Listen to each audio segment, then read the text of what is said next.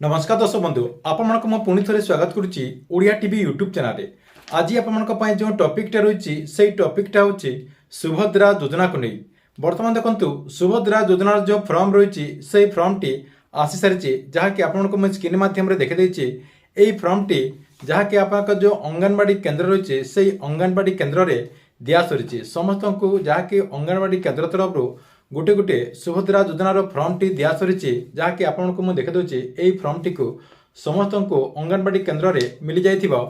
ता सहित देखंतु ए जो फॉर्म आसी यही फॉर्म टी को आपने केमिति निर्भुल भाव में जहाँकि पूरण करें पूरण करने कौन सब नियम रही एवं केमिति आपने निर्भुल भाव में यही फॉर्म टी को पूरण करें जदि आपने यही फॉर्म रे किसी भी जदि भूल कर दउछन्ते ताले आपने सुभद्रा योजना अधीन जो टंका मिलिबो से टंका आपने पाई परिबे नाही सेतिपई आपने केमिति एही फॉर्म टी को निर्भुल भाव में पूरण करें जहाँकि आपको मु ए वीडियो माध्यम रे पूरा स्टेप बाय स्टेप जनइबी सेतिपई वीडियो टी को शेष पर्यंत देखंतु ता पूर्व वीडियो को गोटे लाइक कर दियंतु एवं जो मैंने चैनल को नुआ आसथिबे चैनल को सब्सक्राइब करके पाखर थिबा बेल आइकन को क्लिक करके ऑल नोटिफिकेशन ऑन कर दियंतु।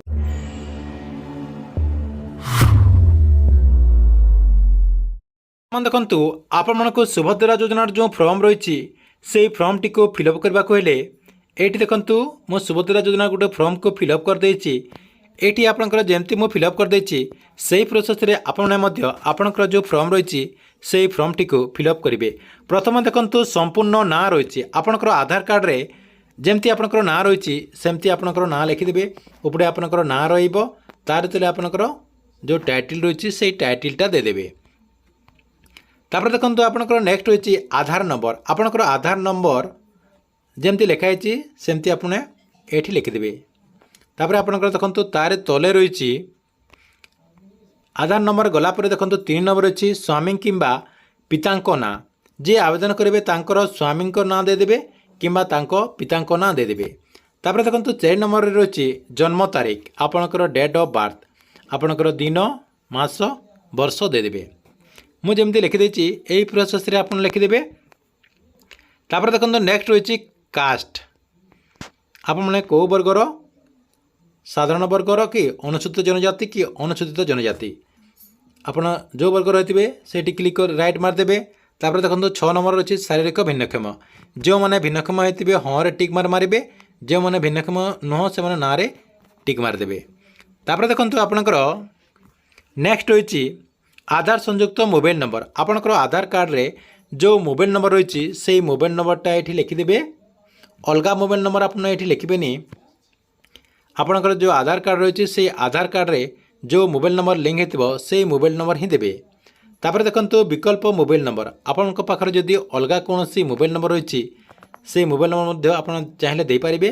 तापर देखंतु एठी आपनकर डिस्ट्रिक्ट लिखिदेबे डिस्ट्रिक्ट लिखिदेला परे नेक्स्ट रही 10 नंबर रे ग्रामांचल निमंते आपणकर जो मैंने ग्रामांचल रोचंती तांको पई एटा फिलअप करके पड़िबो जो मैंने सहरांचल रोचंती से माने आपणकर सहरांचल निमंते जो रही सेटा को फिलअप करके पड़िबो।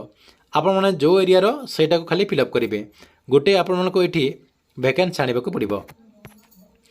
देखंतु आपणकर ग्रामांचल रे जदि रोचंती ताले आपण एठी ग्राम लिखिदेबे पंचायत ब्लॉक लिखिदेले।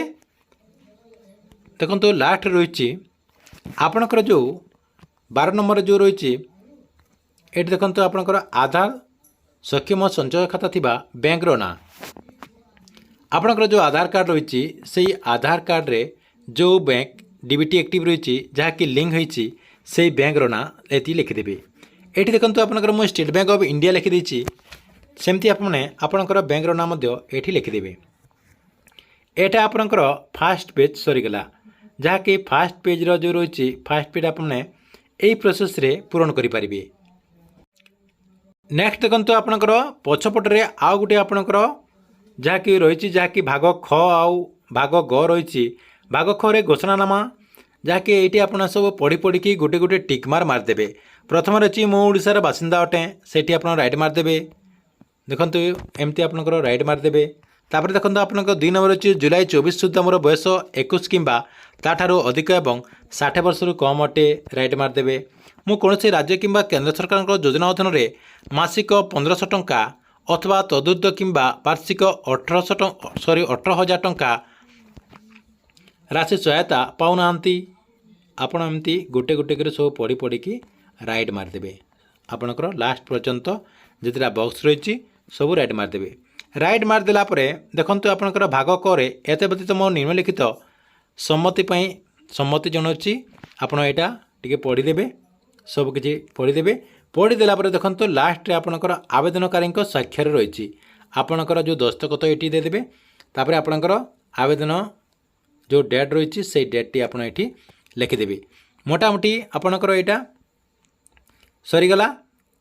ଦେଖନ୍ତୁ ଆପଣଙ୍କର ଯେଉଁ ସୁଭଦ୍ରା ଯୋଜନାର ଯେଉଁ ଫର୍ମ ରହିଛି ସେ ଫର୍ମର ଫିଲ୍ଅପ୍ ଆପଣଙ୍କର ଏତିକି କାମ ରହିଛି। ନେକ୍ସଟ ଆପଣ କ'ଣ କରିବେ, এই ଫର୍ମଟିକୁ ଫିଲ୍ଅପ୍ କରିଦେଲା ପରେ ଆପଣଙ୍କ ପାଖରେ ଯେଉଁ CSC ସେଣ୍ଟର ରହିଛି ଯାହାକି ଜନସେବା କେନ୍ଦ୍ର ରହିଛି ସେଇ ଜାଗାକୁ ଯାଇକି ଆପଣ এই ଫର୍ମଟିକୁ ଡିପୋଜିଟ୍ କରିବାକୁ ପଡ଼ିବ, ଯାହାକି ସେମାନେ ଅନଲାଇନ୍ ମାଧ୍ୟମରେ ଆପଣଙ୍କର ଯେଉଁ ଫର୍ମ ରହିଛି ସେଇ ଫର୍ମଟିକୁ ଆବେଦନ କରିବେ। ଦେଖନ୍ତୁ ଆପଣଙ୍କର এই ଯେଉଁ ଫର୍ମଟି ରହିଛି এই ଫର୍ମଟିକୁ ଆବେଦନ କଲା ପରେ ସେଇଠି ଆପଣଙ୍କୁ ଯାହାକି ଗୋଟେ ଆପ୍ଲିକେସନ୍ ନମ୍ବର ମିଳିବ। ମୁଁ ଯେମିତି ଆପଣଙ୍କର ଆପ୍ଲିକେସନ୍ ନମ୍ବର ଏଠି ଲେଖିଦେଇଛି, ଦେଖନ୍ତୁ ଆପ୍ଲିକେସନ୍ ଲେଖିଦେଇଛି। ତାପରେ ଆପଣଙ୍କର ତଳେ ଦେଖନ୍ତୁ ଗୋଟେ ନମ୍ବର ମୁଁ ଲେଖିଦେଇଛି। ସେମିତି ଆପଣଙ୍କର ଯେଉଁ ଆପ୍ଲିକେସନ୍ ନମ୍ବର ରହିଛି ସେଇ ନମ୍ବରଟିକୁ ଆପଣ ଏଇଠି ଲେଖିଦେବେ। କାହିଁକିନା ଆପଣମାନେ ଭବିଷ୍ୟତରେ ଯାହାକି ୟାର ଯେଉଁ ଷ୍ଟାଟସ୍ ରହିଛି ଷ୍ଟାଟସ୍ଟିକୁ ଚେକ୍ କରିପାରିବେ এইটা ଆପଣଙ୍କର ଆପ୍ରୁଭ୍ ହେଇଛି କି ନାହିଁ ଆପଣମାନେ ଜାଣିପାରିବେ। ସେଥିପାଇଁ ଆପଣମାନେ ଆପ୍ଲିକେସନ୍ ନମ୍ବରଟିକୁ ଲେଖିଦେବେ। ଠିକ୍ ଅଛି, ଏହି ପ୍ରୋସେସ୍ରେ ସୁଭଦ୍ରା ଯୋଜନାର ଯେଉଁ ଫର୍ମ ରହିଛି ସେଇ ଫର୍ମଟିକୁ ପୂରଣ କରନ୍ତୁ।